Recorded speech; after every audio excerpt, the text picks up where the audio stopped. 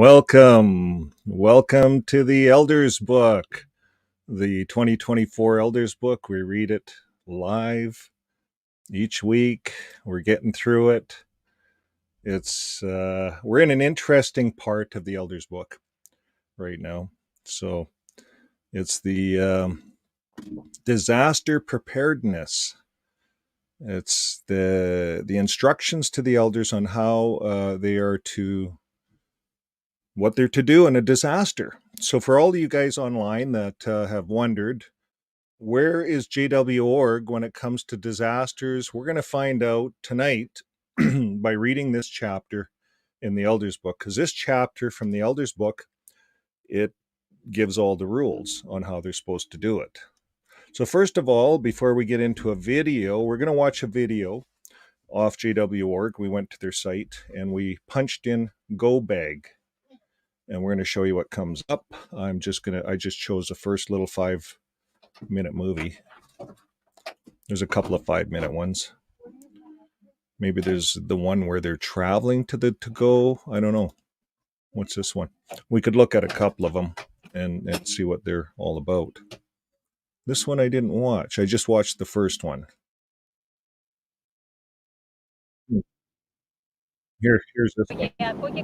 On September 18, 2020, Medicane Llanos, a rare Mediterranean cyclone, struck Greece and flooded a Roma settlement in Mavrica, just outside the city of Karditsa. Local authorities worked alongside emergency services to evacuate over 1,000 Roma who lived there. But a family of 7 who are studying with Jehovah's Witnesses were left behind. It was raining hard and the floodwaters were rising quickly. I took my wife by the hand and carried my child on my back. With great difficulty, we managed to make it to a neighboring house. We were unable to contact the authorities. So we were terrified. I'm just going to silence this. Let me know if the volume's working, anybody online. And I'm just going to kind of go through this a little bit. It's kind of a sign language thing. All they do is show all the disasters. There's disasters all over the world. Lots of kingdom halls are hit among everybody else. So we're going to see, this is just showing people, right? It's not showing what they do. But the first video I wanted to look at to Go Bag, I plugged in Go Bag. Now it's not to Go Bag. I just learned from you guys, the commenters. It's not takeout. This is not McDonald's takeout to go. This is Go Bag. That's the term. Something different. Okay, so you plug that into their site. Now, why is that important? Well, we're going to learn about this all tonight in the disaster chapter 26. This is out of the Elders Book, Disaster Preparedness and Response. So this is the secret part of what goes on. We're going to look at the public part first and see if there's any secrets that they're not telling us in public. So let's look at what they're telling their people. You and I as the rank and file. Here it is. 5 minutes of this. I'm just going to put it on and bear with me. 5 minutes. I've never watched this, so this is kind of new to me. Jehovah warned that in the last days, there would be critical times hard to deal with. And there would be food shortages, pestilences, earthquakes in one place after another, and other fearful sights. We also contend with wildfires, volcanic eruptions, destructive storms, and man-made disasters, as well as an increase of lawlessness, civil unrest, and war. No matter where we live, we will likely be affected by some form of disaster, whether natural or man-made. How can we be prepared? First, we can prepare spiritually. Isaiah 30:15 says, "Your strength will be in keeping calm and showing trust." So we need to build and maintain a close relationship with Jehovah and learn to trust in Him now. We do not expect divine intervention, but when we pray during times of distress, His powerful Holy Spirit can bring Bible passages back to mind to keep us calm and give us wisdom to make good decisions. Second, we can prepare physically by maintaining a go bag. Our go bag could include items such as first aid supplies, bottled water, non-perishable food, a Bible, and other necessary items. If possible, each household should also have a reasonable reserve of basic supplies at home in case it is necessary to shelter in place for an extended period of time. Check what government authorities recommend for your community. Also, we shouldn't forget to update the elders with our latest contact information.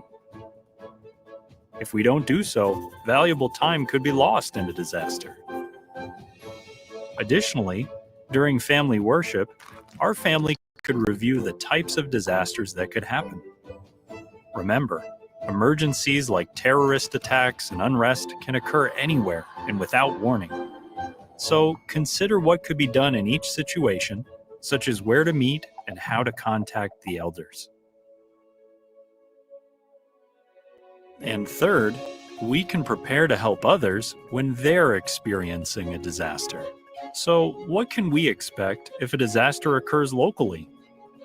If advance warning of a disaster is given, Field Service Group overseers will make sure that everyone in their group is in a safe location. Immediately after a disaster occurs, each Field Service Group overseer will contact everyone in his group to learn of their needs. It could take time to organize relief assistance, especially if supplies are limited. So it's vital that each of us takes steps to prepare, follows government warnings, and keeps the elders informed of our circumstances. Philippians 2:4 states, "Look out for the interests of others." When we are prepared, more attention can be given to those with the most critical needs, and we may be able to help others in our own congregation and nearby, even if we're affected. For example, in some circumstances, brothers may need a place to stay temporarily. Perhaps we could open our home and help them. Or they might need food or basic supplies. We could share what we have. In other situations, our brothers may need help cleaning or repairing their home when it's safe to do so. But what if a disaster occurs in another area? Should we travel there to help? If help is needed, the branch office will assign brothers to coordinate and assist with relief efforts. So the best time to make yourself available is now, before a disaster occurs. Ask your local elders for an application. Then, when there's a need, the branch office will know you're willing to assist. And do not forget the power of prayer. By offering prayers in their behalf, by volunteering to assist with disaster relief efforts, and by contributing donations to the worldwide work, we can assist our brothers. No, we can't avoid all disasters, whether natural or man-made, but when we follow the direction from Jehovah's Word and organization, our obedience glorifies Jehovah. If we prepare spiritually, physically, and prepare to help others, we can take comfort in knowing that Jehovah will bless our efforts to be prepared for a disaster.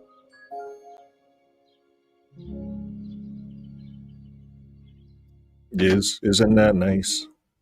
Isn't that beautiful? Well, it was something, all right. Okay.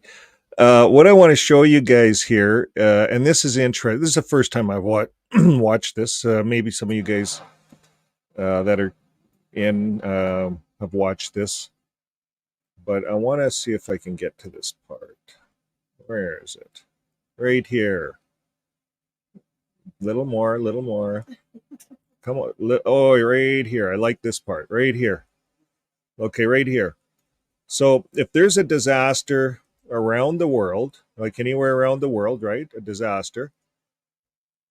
Don't go and donate or help anybody. Go to the branch. You see the branch here. And what's the branch going to do? The branch is going to, oh, here it is. This is their relief work. Relief efforts. This is the branches. They call it relief efforts. And you notice, guys, they're being honest. They're not handing out food.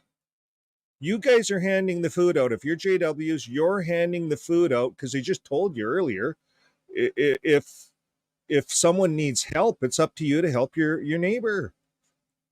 Maybe you only have enough water and stuff for yourself, but now you got to help your neighbor. And maybe you got to use your Visa. Charge her up. You got to help your neighbor, man.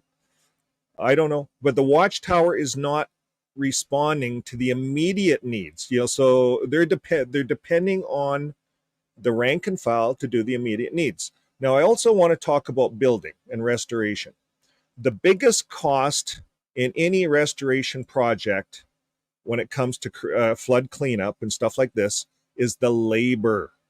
The labor is like 5 times the cost of a piece of plywood and a 2x4. That piece of plywood and 2x4, they buy that stuff bulk. These guys are buying liquidation stuff. They're hauling that stuff in cheap, the actual plywood. The labor is the money. And now, not only do you have to put it on your credit card and look after your friends at the Kingdom Hall, you got to put it on your credit card or quit your job or whatever and get involved in this RBC work. Your labor. They want your labor. And they're being very clear about this. The first part, I'm good with that. There's a lot going on in the world. The strength is keeping calm. That's all good stuff. Packing. Now here, let's talk about the go bag. Now, here's your go bag, right? Let's look at this. You got 4 bottles of water. How much do you have there for your neighbor? You don't have much. So Watchtower's not kicking in. You can't go to the Kingdom Hall and there's a big truck at the Kingdom Hall full of bottled water. That's not what they're saying here.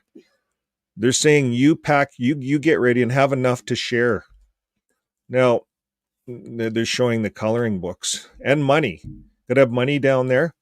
Now, that's not a lot, right? A go bag. That's not a lot of stuff, really. Now, this is getting better. You see the 4 big bottles of water. Now, if you're a Mormon, you have to have enough in your basement or in storage for 3 months. Mormons have to store 3 months worth of stuff. That's what they're told. But it goes bad. Stuff goes bad, and they always have to rotate canned goods on the shelf and stuff like that. But it's not a bad idea. So Jehovah's Witnesses are not the only ones that are doing this. Johnny says they're the tightest people in the world. Oh, yeah.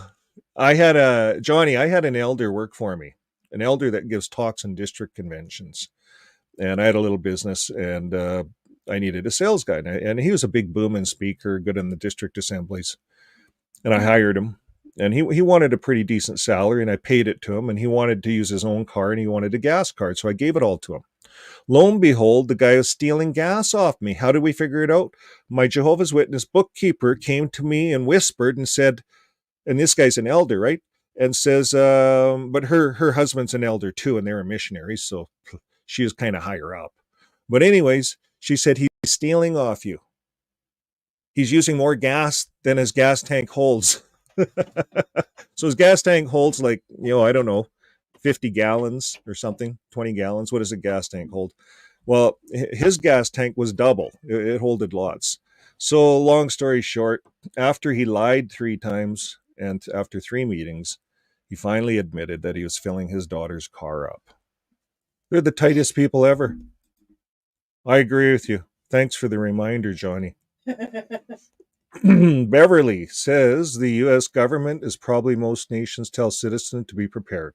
Absolutely. So everyone's doing it. Borg is just following. Probably all the religions got some kind of a notice, all the charity religions. Get your people ready. You should be talking to them about this. The Mormons have been way ahead of everyone there. Jay says the Borg buys companies. They need so many mirrors that they purchase the whole company. Isn't that what's going on, right? Real estate. They'll buy lumber companies probably if they need to buy lots of plywood to fix some houses. Okay, we're going to move forward off of this into the Elders book, and we're going to see what the Secret Elders book says. These cups are also good for water. It keeps water really cold. Today I got water in my cup.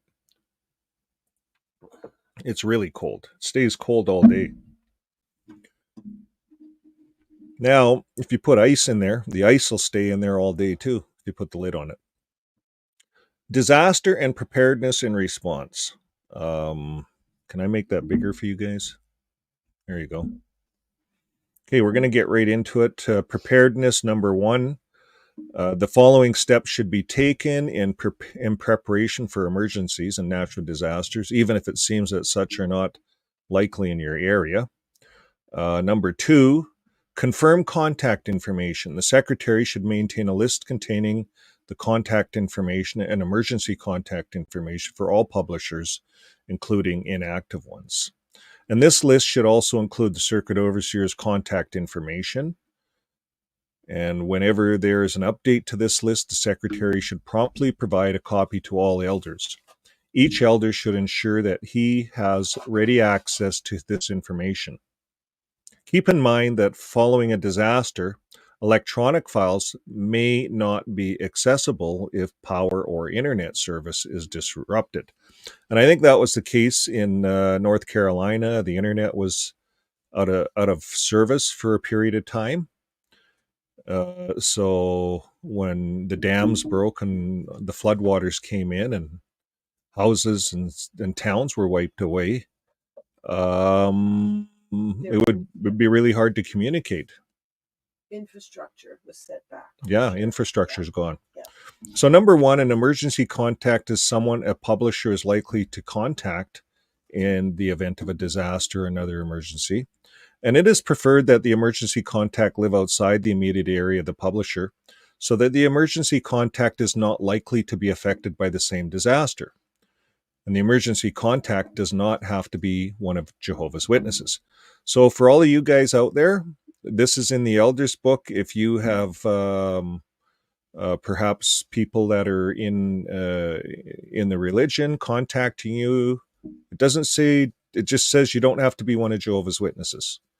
So you could be someone that left. Doesn't say that, but it says the emergency contact does not have to be one of Jehovah's Witnesses. So you could be a contact for Jehovah's Witnesses, for people in. Okay, number 2, the emergency contact information should include only the person's name and minimal information on the best way to contact him, such as a telephone number or email address. The emergency contact information number. So each publisher should inform his emergency contact that this information will be shared with the congregation elders who may contact him in an emergency. So they're following the rules there that you have to inform people if you're sharing information. You know, I don't know if they're following the rules or not, but it seems like that's what they're doing in the Elders book. Seems pretty standard for emergency I think so. contacts. Yeah, minimal information. Yeah. Don't share it. You know, it's shared with certain people. You can't share lists. Now, number 3, when the secretary receives emergency contact information, he should confirm with the publisher that he has informed his emergency contact of what is stated in point 2. What's stated there? That his name's going to be shared. So if you guys are used, this is a good information for us outside of the organization. So if we're going to be used, we have to be notified that our name and number is going to be shared with the elders and the secretary in the congregation. So elders should comply with applicable data protection. Oh, there it is.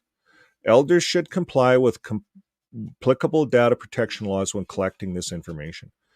So they probably got sued, or their lawyers are being smart. Okay, number 3, make arrangements for those with special needs. The Congregation Service Committee, together with the Field Service Group overseer, should develop a plan to assist those with special needs, such as the elderly. So, you guys let me know out there. Are they doing it? Are the elders doing their job? This is what we want to know out there. If you're in the wheelchair, are they getting a hold of you, developing a plan? If you're elderly, it doesn't say a wheelchair, just says those that need special assistance, special needs. Number 4, secure congregation records. Congregation records and confidential files should be secure and safely stored at all times. In addition, the Congregation Service Committee should develop a plan to protect the records in the event of an impending disaster. Wow. C-2211. I wonder what that is. Build a safe, bunker, bomb shelter. I don't think it is C-2211. It just talks about, we covered that, and it was congregation records. Secretary keeps them. He has to lock them up. His wife can't get them. His kids can't get them. No one can get to them. I would think a waterproof safe, a heavy one. And I think that's what they'll have to do. Something like that. Okay, number 5. Confidential files. Safety deposit box, confidential files. I've never heard of them doing that. So it's hard to say. Jehovah's Witnesses like to cut holes in walls and make wall safes. That's what they did in the Second World War. And they show that on some of their movies, actually. So they might be doing it that way. Now, number 5, review arrangements with the body of elders. Annually, during an elders meeting, the local preparations should be reviewed. So they got to review this annually. So I'm just thinking, if they're going to put congregation records somewhere safe, it shouldn't be in a valley, a house in a valley. It should be a house up on the side of a hill. Because what if the water comes rushing down the valley, like in North Carolina, and takes out all the houses, and then even if it's in a safe, all those records are floating down some river. The safe is going to be broken open, and all those records are going to be flying in the air. The wind will catch it. The tornado will catch it, and won't be safe. Anyways, I'm just being dramatic. Number 5, review arrangements with the body of elders annually. Number 6, an annual part on midweek meeting. So once a year. See, this is all new to me, folks. Back in 2012 when I left, I've never heard of this stuff. Now, they did talk from time to time about preparing yourself, but nothing organized like this, and with assembly parts showing it and everything else.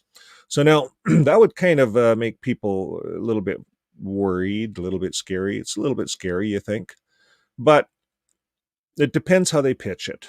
Everyone's doing it, or if they're saying, the government's got a hold of us. All religions are doing it. Or the Mormons are doing it. They've been doing it forever.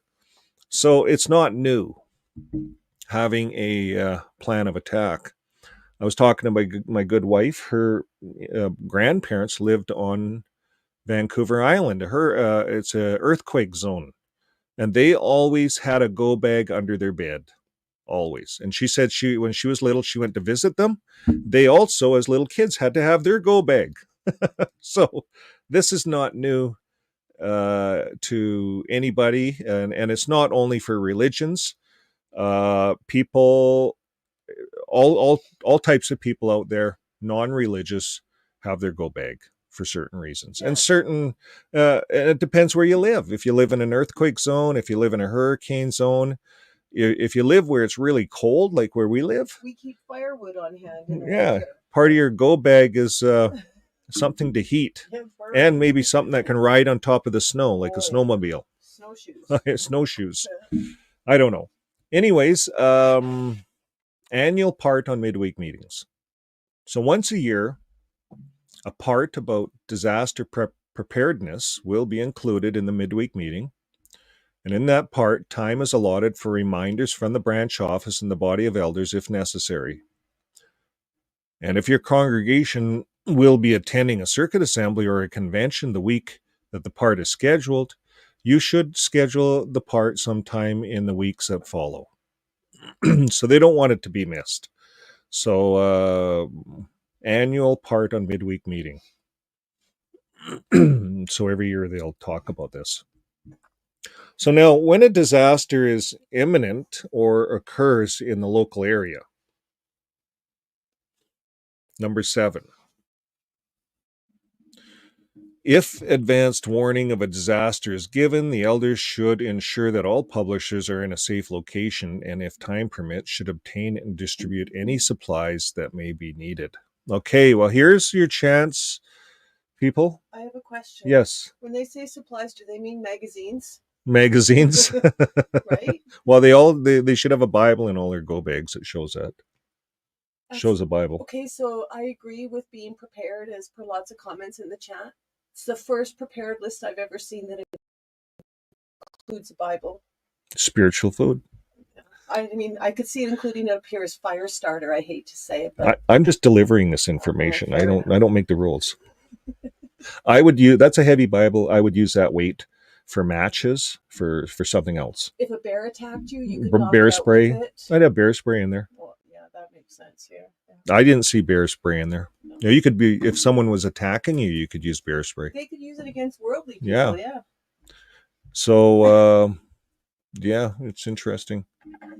Any comments there? Magazines are not paper. Magazines to me are not paper. I got bug bag because alone. Okay.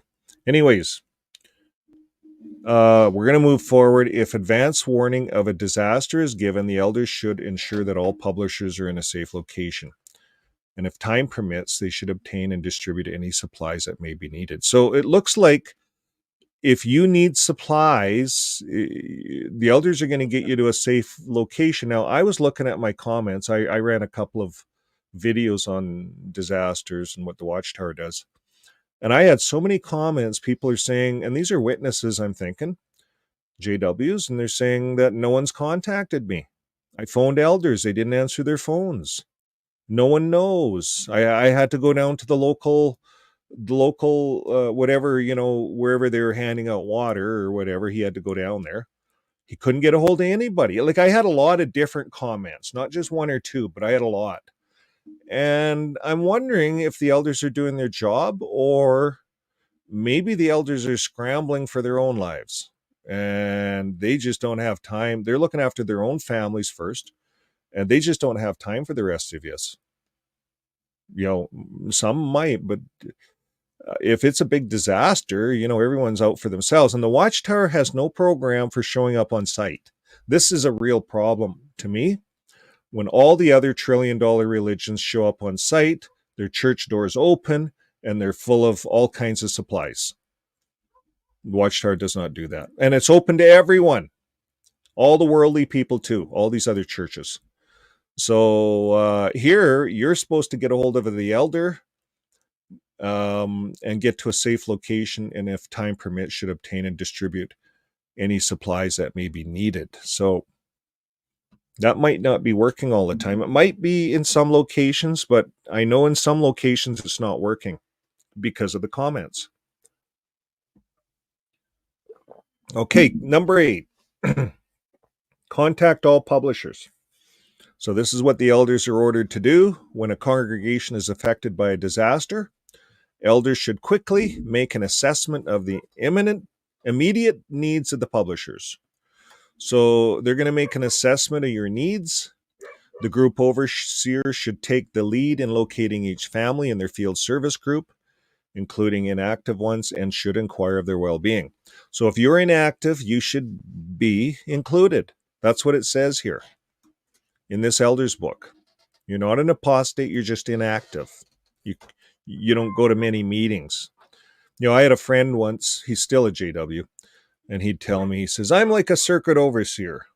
I go every 6 months. And he did. He'd go about once a month to a meeting. He's like one of the three generational types, JWs. You know, they're born in, so it's just, you know, it's like once you're a Catholic, you're always a Catholic kind of a thing. There's a lot of those types of JWs. Okay, now, so the group overseers, they should take the lead locating each family member. They have about 12 members, 15 members, I think, in a book study group, a group overseer. So he's got 15 people, 15 families maybe, or 15 people in a group. A family could have 4 people, but he might only have a handful of families, 4 or 5, 6 families to call. So he should have them all on speed dial. That should be a quick call, unless he's running for his life. So who knows, right? But that's what they're supposed to do. And they're supposed to call the inactive ones if you're inactive, okay? And should inquire of your well-being and make an assessment of your immediate needs, right? You know, maybe this would get you to turn around. I don't know. Become more active, maybe. Okay, number 1, determine and address immediate needs such as medical care, food, water, shelter, clothing, and other basic items.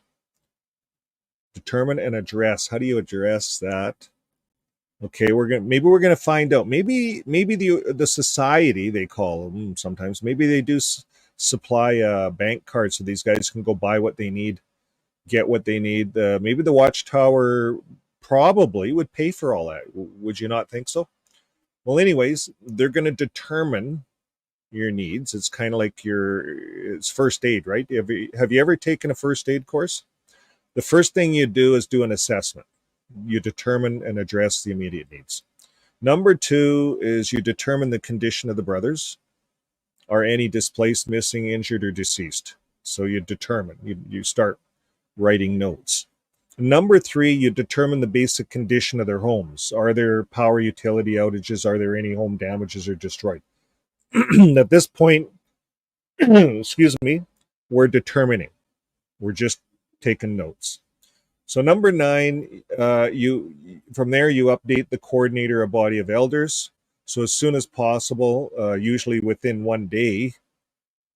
We're getting into time now. We haven't yet given out any water, but they are kind of saying determine it. Let me look at this. They should obtain and distribute any supplies that may be needed. So if you need supplies, they should be giving you supplies, whatever you need. So that's already taken care of. Then they're going to determine a lot of stuff. They like this word determine. When the congregation is affected by a disaster, they should quickly make an assessment of the immediate needs, and they should take the lead in locating the family in their field service group.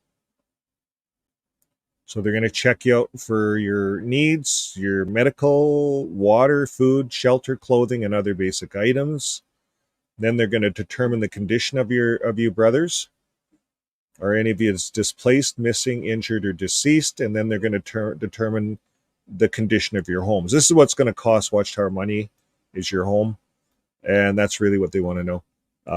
They're not going to. They don't pay out life insurance if you die, or there's no funds set aside for the widows and the orphans. There's nothing. Well, maybe we'll see it, but I have not seen it yet in the Elders book. So now they'll determine, basically they'll write it down, the condition of your home. Are there power or utility outages? Are any homes damaged or destroyed? So they're going to determine all of this. Then number 9, they're going to update the coordinator of the body of elders as soon as possible, usually within 1 day.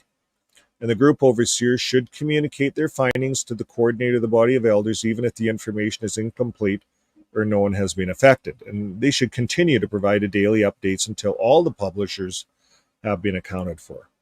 So there's an ongoing search, an ongoing look for people. They're going to have the emergency contact people. If you're missing, they're going to call them and ask if you haven't been found, if you've contacted them. So they have a program here in place. It's the same program you'd find in pretty well any other organization. You know, even businesses have these programs. Now, number 10, you're going to update the circuit overseer. Once this information is gathered, the coordinator of the body of elders should immediately inform the circuit overseer of any damage and the health condition of those in the congregation. And he should also inform the circuit overseer if the kingdom hall was damaged or destroyed. Continue to provide daily updates until all the publishers have been accounted for. And when the circuit overseer has received the report from the elders, he will promptly contact the branch office. And the branch office will determine whether there is a need for further assistance. So here's what it is. He says within a day or so, the book study conductor will contact the overseer, the main overseer. And then the main overseer will contact the circuit overseer, and then the circuit overseer will contact the branch. So this is probably about 5 or 6 days worth, 7 days, time goes on. As soon as you start having a chain of people you got to go down, it takes time. And they have already set the time, usually within 1 day. Update the coordinator of the body of elders, usually within 1 day. What if it's unusual? Most disasters and floods are unusual. So they're going to say on the best situation could be 1 day.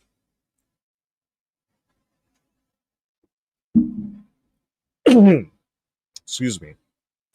Okay, we're going to update the circuit overseer, and then once the circuit overseer has received the reports, he'll contact the branch. Then the branch will contact probably New York branch, right? If you're in another country. So that'll be another delay potentially. Okay, number 11. Be safety conscious. Before volunteers assigned by those coordinating the relief effort arrive, it is expected that those in the affected and surrounding areas will reach out to try to assist with the immediate needs of those in their congregations. However, when providing assistance, it is vital that all remember to use modesty in what they are qualified to do. It may be that if the situation is hazardous or the buildings could be susceptible to collapse, no one should endanger himself for material possessions. That's what a firefighter would tell you, right?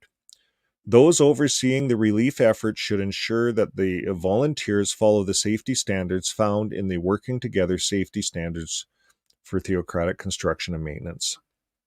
Okay, so that's good. You got to be safety conscious. I don't see anything working with the firefighters and stuff, but before volunteers assigned by those coordinating relief effort arrive. Okay, so here it is.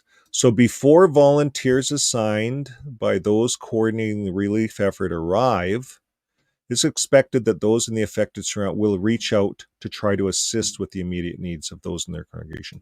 So here's the duty is that they're expecting the rank and file to do a bunch of work assisting. So I just hope everyone has training. I hope everyone took this training course. I don't know if it's like a firefighting course. Jay said something. He took the disaster preparedness. There's a course Jay took. Jay took it before he took the disaster course provided by the JW before the pandemic. Okay. Yeah. So Jay took the course. Yeah. I don't know how far back I put your comment up if I could see it, but so the course is out there for people to take. It'd be a good course to take probably. Up more? There. There. That one right there. Yeah, he took it. There you go. Okay, so this is not new, these courses. Okay, it wasn't there when I was in it, any of that stuff. That I don't know, maybe it was and I just ignored it maybe. Mm-hmm. But I don't think in 2012, the internet wasn't like it was. There was no JW.org thing. It wasn't the same. So now number 12, shepherd the publishers, give spiritual and emotional support to the congregation, and resume congregation meetings as quickly as possible. And I guess there's a section there they get you to. You see, they'll do meetings, excuse me, at a community hall. They'll do meetings in a backyard. They'll do meetings anywhere if the kingdom hall's wrecked. Now, number 13, provide ongoing practical support. And if the damage was extensive or relief effort will continue for weeks or months, elders should be alerted to do the following: identify congregation publishers who could offer temporary accommodations for those who are displaced or for construction volunteers. So I know in the Mormon church, everyone gets paid. They do. So if you the Mormons hire people, like you can have volunteer members, but they usually hire contractors. The Mormons themselves are contractors, and they'll do it. But I'd have to check with the Mormons out there. They worked for me, and the one Mormon told me they get paid for everything. If they're going to put a sound system in the Mormon church, it's done under contract, and they get paid, and they bid on it. They actually bid on it. You know, different Mormons are bidding together. Like the world. Yeah, just like the world works, and that's how they work. But anyways, this is a big load on the publishers. I feel there should be a huge amount of support from this $1 trillion organization on all of these disasters, and I think it's minimal. They're buying pieces of 2x4s and pieces of plywood and using the rank and file to do everything. Temporary accommodations, feed these people. You know, like, I don't know. And then that's what you do. Like, I'm not saying that's wrong. I'm not saying that's a wrong thing to do, but it's a lot. There's a lot put on the people. Number 2, ensure that the relief supplies are distributed adequately and equitably Evenly and yeah. to the families in need. So evenly and adequately. And number 3, accompany local design construction department, the LDC, field personnel when visiting publishers to survey the property damage. And number 4, help publishers determine if they qualify for material assistance. So it looks like they might qualify for material assistance through. I thought they were going to pay for it. Okay, you bracing yourself for this one? Mm-hmm. I'm ready. Help publishers determine if they qualify for material assistance through government or social programs, personal insurance, or some other source. Wow. We're going to read this 3 times and highlight it. I'm going to blow that up really big, and we're going to make their computer read it. Their computer should read this. Okay, here it is. You're an elder, and someone needs some help. Like I was saying up here, how the watchtower isn't funneling any money in, and they expect the people to do it all. But number 4, here's how I'm going to get out of it as an elder. I'm going to help the publisher to see if they qualify for material assistance through the government. Those demonized governments, or a wicked system, that wicked social program that we're always fighting in Norway and places that protect children. Go there. Go to your personal insurance. You want your house fixed? See if you have personal insurance. And if you have insurance, we want it. We'll fix your house, but we want your insurance. And guess what? You're the laborer on your own house. And they're even saying, or some other source. Other source. Can you borrow some money from your brother? What about the disfellowship guy? He has money. Borrow some from him. Like, there's nothing from this cheap. What did Johnny say? He called him a tight, cheap organization. Johnny nailed it. So they want him to qualify for the demon, go to the wicked system and get as much help from the wicked. That's what I thought they were doing. And now I'm glad I read this book. It's right in their elders book. So if a particular relief organization, like the Mormons, they're a relief organization, they're in the area, the general, they're telling them to go to other. Okay. This is crazy. If a particular relief organization is in general of a religious nature, but funded by the government, there is no objection to the publisher accepting humanitarian aid as long as they are not also accepting membership in a religious organization. So you can accept the Catholic Church's soup kitchen if it's run under a government program. They're not pushing the Catholic Church. They're just out there. The Catholic Church is out there doing or the Mormon Church or whoever. And they all are working as humanitarian aid. But here, this organization is sending you to the Catholics, the Mormons. You just have to check that they're run by the government and that they're not going to be soliciting memberships. This is bullshit. I can't believe this. Seriously, I can't believe this, folks. I can't believe this, actually. Well, I thought this was what's happening, right. But I can't believe it. We've talked about it many, many times. It's in their elders book. It, and it's right in there. So like bold-faced. Well, no wonder this book's a secret. This book is a secret because this organization is doing squat. They are doing squat. This is fraud. This is fraud. This organization should be canceled as a charity all over the earth. This is BS, folks. I'm having a hard time reading the rest of this. Okay, well, let's read it. Before they submit an application for such assistance, let's say to the Catholic Church or the Mormon Church, they should ensure that the publishers understand what would be required of them after they receive help. Fuck you, Watchtower. This is bullshit. Fucking bullshit. Oh man, I'm having a hard time with this, folks. These are personal matters for publishers to consider before entering into an agreement. You Watchtower people, you guys are crooks.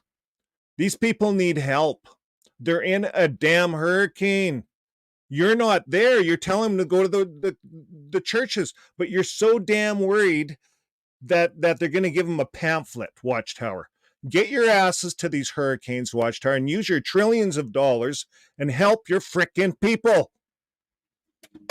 I gotta get off the screen here, folks. We gotta take a break. Sorry about that.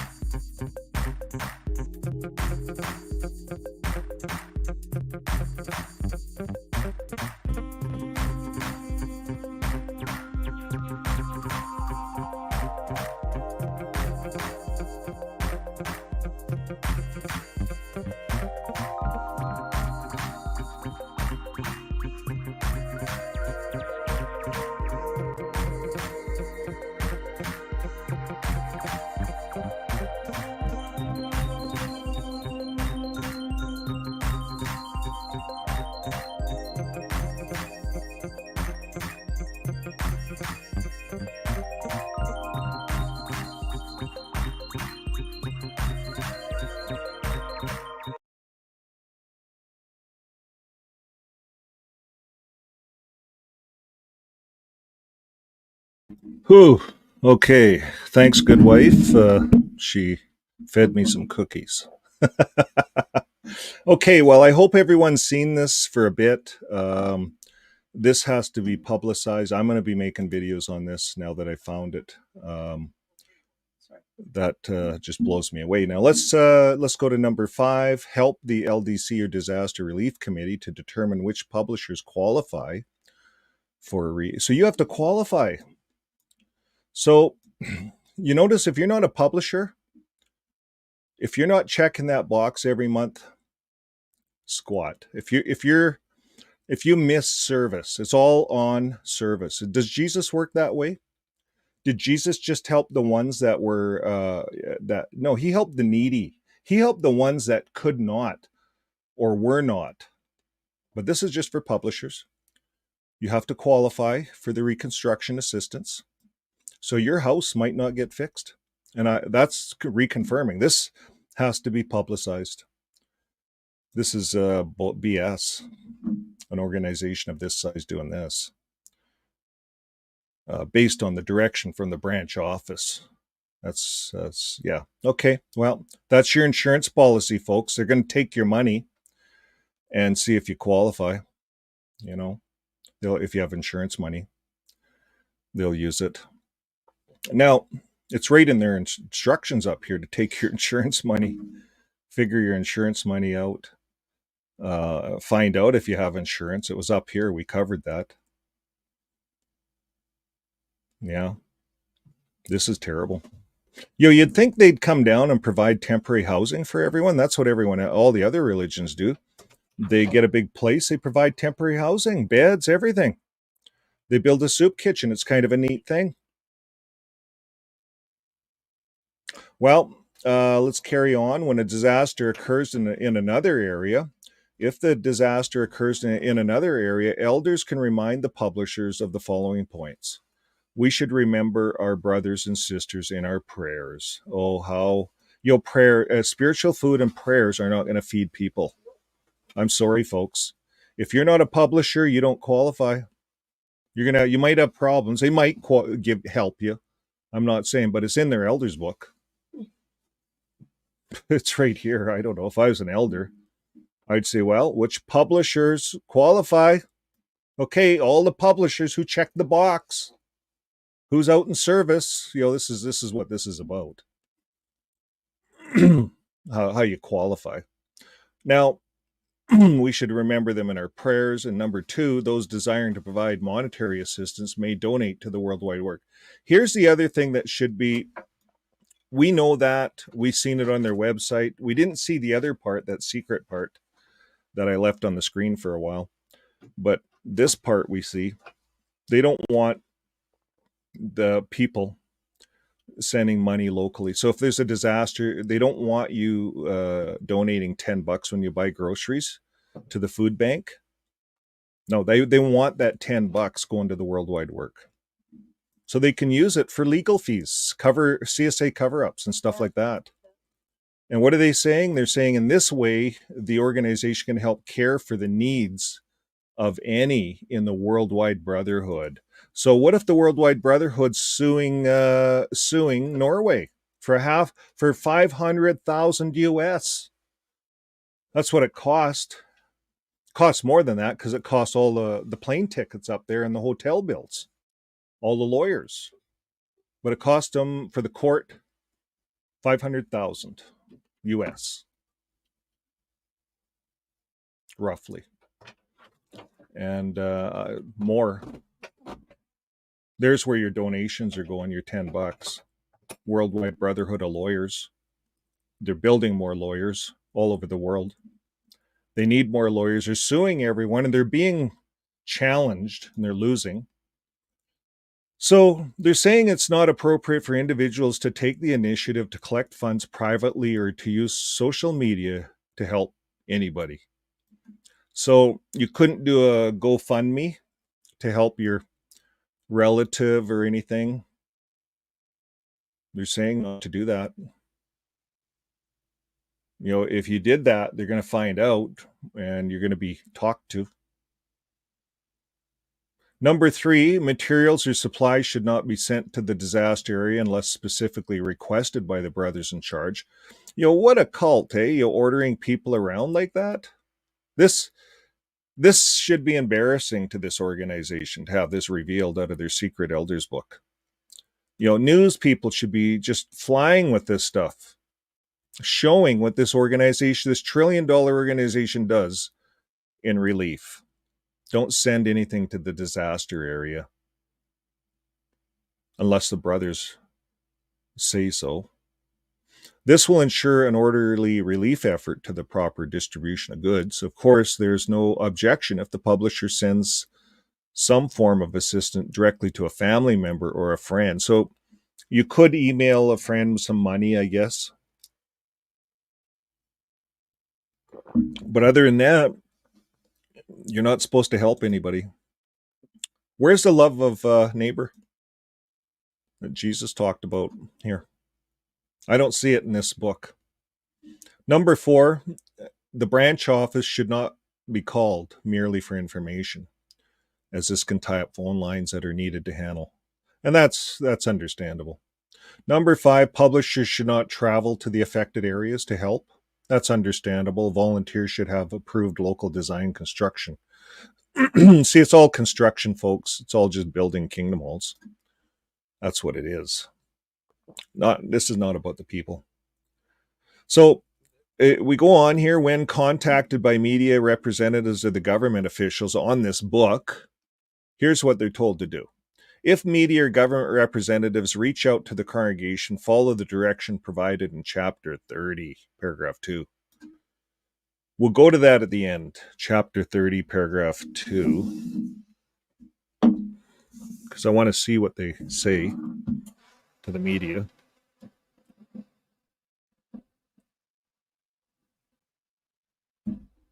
Okay. Branch office after hours emergency telephone numbers. Please keep in mind the branch office after hours emergency phone numbers available in Contact Us section JW Hub should be used only after regular office hours and only in case of actual emergency. This telephone number is for elders only and should not be given to other individuals in the congregation.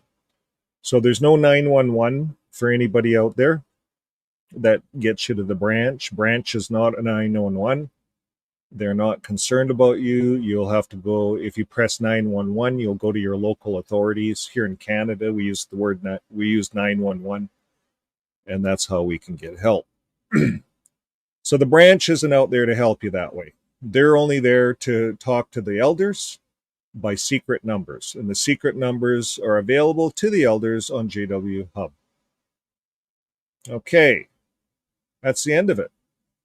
So we're going to go to chapter 30, paragraph 2, and let's see.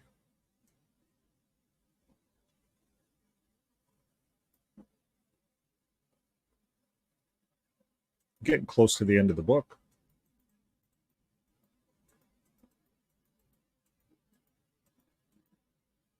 Chapter 30, public information. Okay, so if media representatives contact the congregation to request an interview or comments, the elders should request his name, his contact information, the name of the media outlet he represents, and the deadline for a reply, and inform him that his request will be given consideration. The elders should not commit to providing a response. You get that? The elders should not commit to providing any response. In most cases, 2 elders should then immediately contact the PID, which is the Public Information Department, which will provide further direction. The same general approach should be taken if government officials, academic institutions, or non-governmental organizations contact the congregation to obtain information. And that's actually understandable. It's a big organization all over the world. You don't want a bunch of elders speaking for you. So you have, basically, they have lawyers. This PID department is lawyers. They're well versed in how to speak to the public. And they're going to do it how they need to do it to protect their organization. I want to look at, we're done the reading for tonight, but I want to take a look at a scripture. And I used this scripture on my Halloween video. It's taken from the book of Matthew, chapter 23. And it really fits.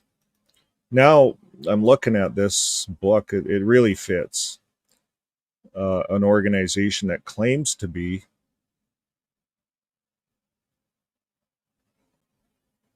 Can I get down there? No.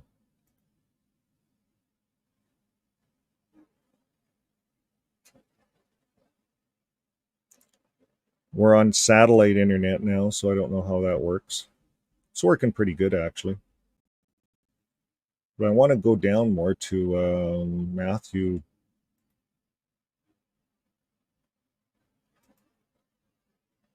I couldn't get down all the way down there. There we are. Matthew 23. I'm going to get there this time. Okay, Matthew 23, 7 woes to the scribes and the Pharisees. And we're going to start at verse, this is a really harsh chapter. If you want to read the whole thing, read it. But Jesus is talking to the scribes and Pharisees. And he says, "Woe to you, blind guides, who say, if anyone swears by the temple, it's nothing. If anyone swears by gold of the temple, he's bound by his oath. You blind fools." He goes on to scold them. He says, if anyone swears by the altar. So if you look at it this way, verse 18, if anyone swears by the altar, what's the altar? JW.org. JW.org is the altar. All of the Jehovah's Witnesses are told to send people to JW.org. That's the altar. Jesus says it's nothing. But if anyone swears by the gift that is on the altar, well, the gift is the governing body. They're the ones that are on the altar. They're the 11 men that are connected to Jehovah. They're the gift and the altar on JW.org.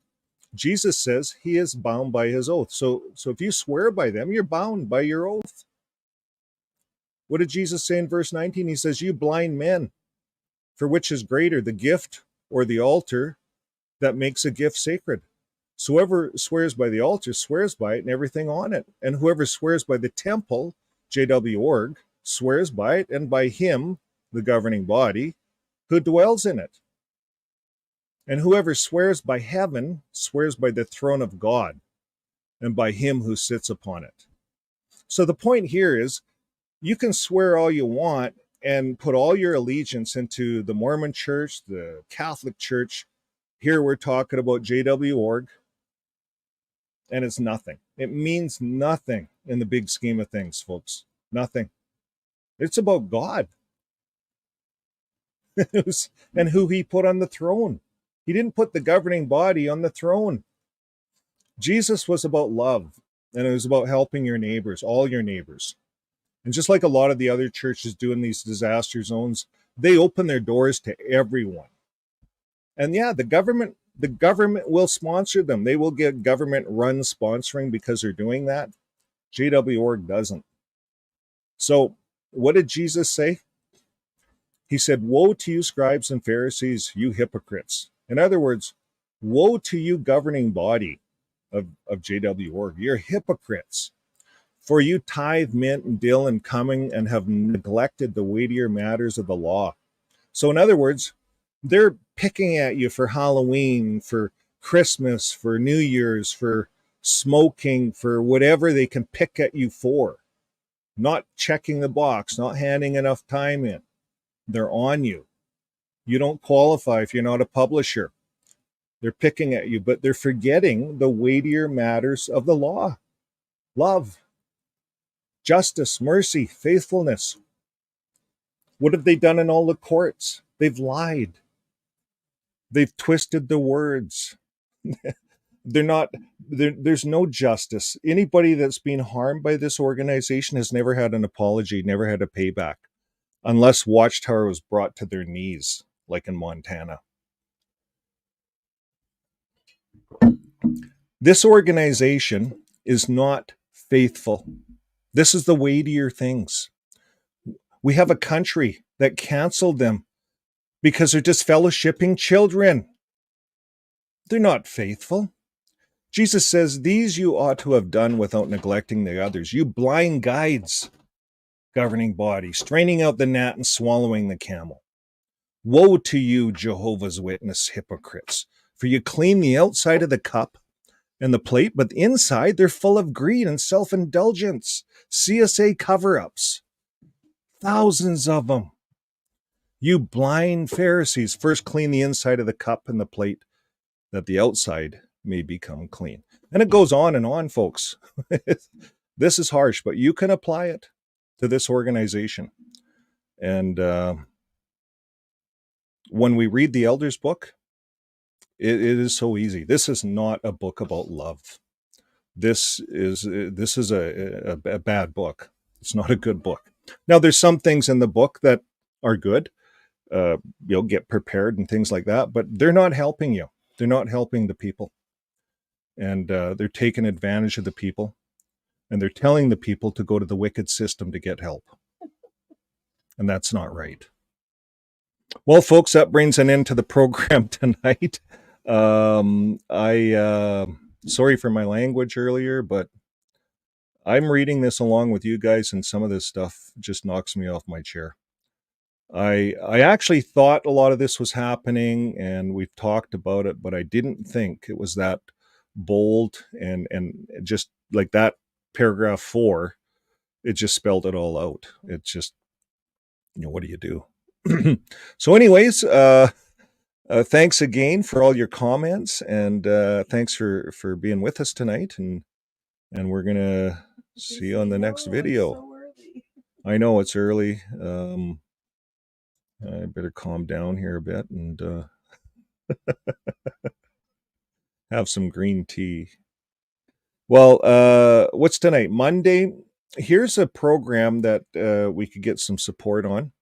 It's a program we're just introducing. It's with Christiane, and it's I should show them the thumbnail I proposed.